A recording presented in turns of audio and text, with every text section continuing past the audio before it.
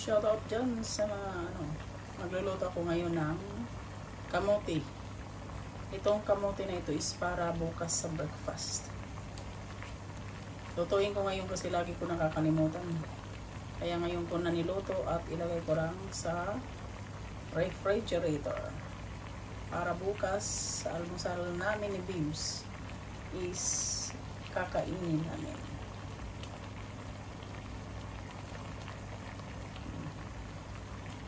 Ano yan? Japan yan na kamote. Magkano yung bili ko? Parang $10 ang pounds. More than $10 yan. $16 yan pagbili ko. Para bukas sa breakfast. Guys, meron isang putahe, spare ribs. Pero itong spare ribs na ito ano ko lang, para pang deep fry. Pero hindi yung crispy. Ang panimpla nito is ito, shrimp paste. Ang hinalo ko is 1.5 teaspoon of shrimp paste. Hipon to na pino. Pero yung depende sa dami ng iyong spare ribs ha. Tapos timplahan nyo ng asukal para hindi siya maalap. At lagyan nyo ng powder, yung cornstarch para haluin nyo. At may kunting powder, white pepper powder. Ihalo nyo doon pag marinate. Mamaya lulutuin ko to. Bali ko siya, deep fry na lang, yung parang half cook lang na deep fry kasi ayaw nga nila ng crispy. Ito yung namin, ulam ngayong gabi. Mag-start na tayo ngayon ng prito ng spare ribs.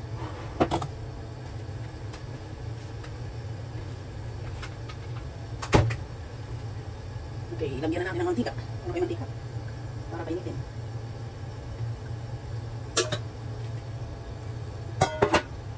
Kailangan mainit na mantika guys.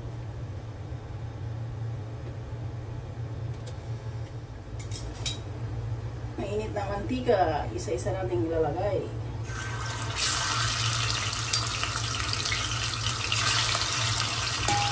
Ang ating spare ribs.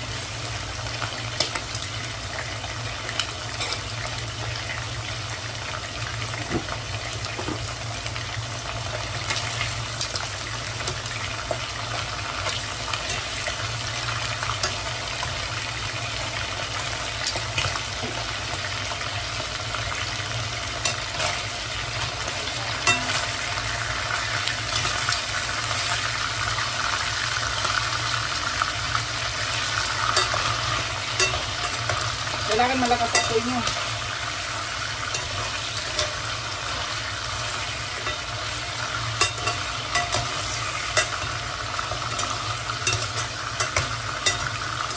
Kasi yung ulam namin pabalik-balik kaya sitatang kasi. Kaya ito, nag-isip ako ng isang piniplahan ng ito.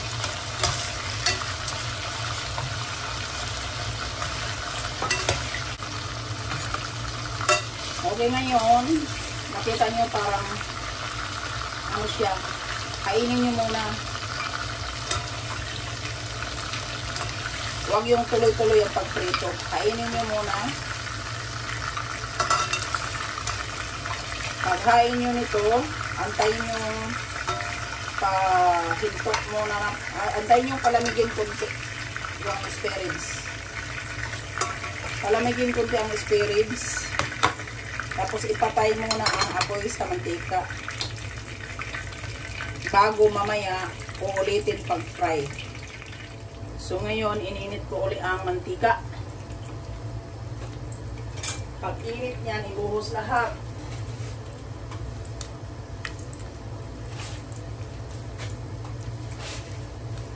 Para hindi masyado mamantika, Lagyan nyo ang plato ng paper, kitchen paper ba? Or patuyuin nyo ang pinirito nyo sa karne sa strainer. Or patuyuin dito ang karne para hindi mamantika. Okay, ngayon mainit na. Ngayon ibuhos na natin uli ang karne.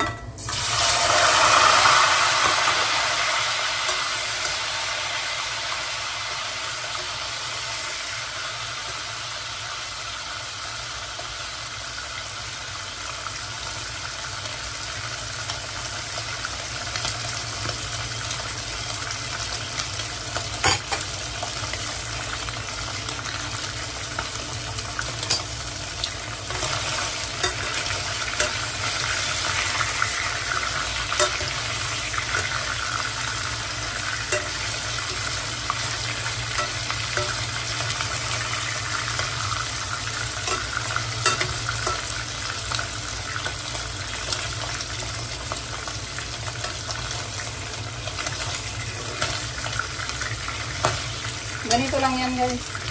Wala nang halo kasi yung ulam namin babalik-balik dahil kay Lolo. Pero ngayon nag-iba ako. Ganito lang. Wala nang lagay ng sauce kasi lutuin ko sana ito sa sweet and sour. Wala kaming mga gamit.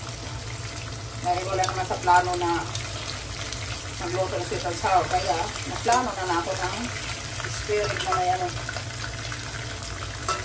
Shrimp paste. Okay, pag ganyan ang kulay, golden brown na, pula-pula na, okay na yan guys. Yan ay hainin nyo na ha. Patayin nyo apoy. Dito nyo ilagay.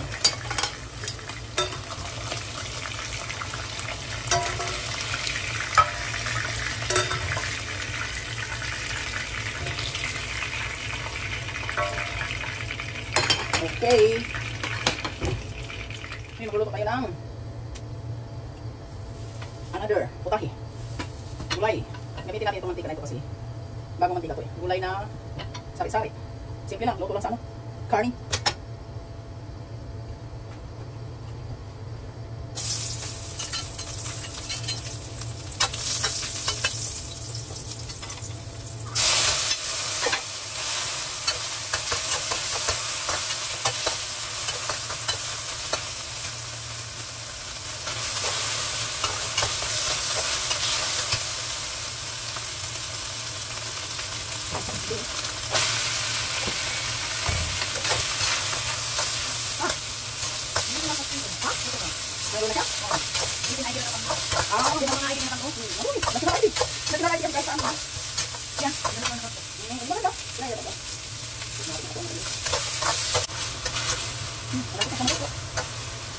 Kailangan dito hindi malambot ito si Lolo.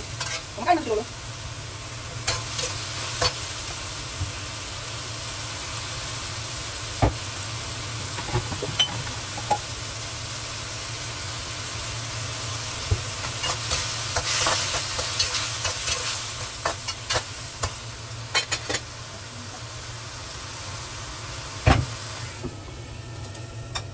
Prito rin ako sa kabila ng isda. Isda. Dito sa kabila.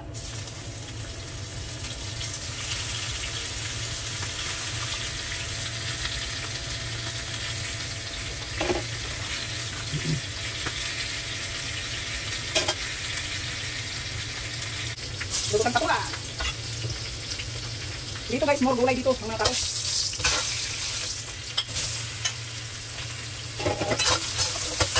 Walang halo yan. Ano na lang. Takula lang tayo. Lagyan natin asin lang. Timpla. Haluin.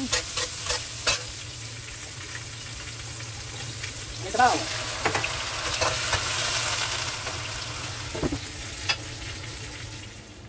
Ito na ang aming pagkain ngayong gabi. Yan. Spare ribs na may timpla na shrimp paste. Kulay na patola. Ito yung pritong chongyu na isda or may pampano. gulay. Kaya 5 ang aming pagkain ngayong gabi. 3 klaseng gulay.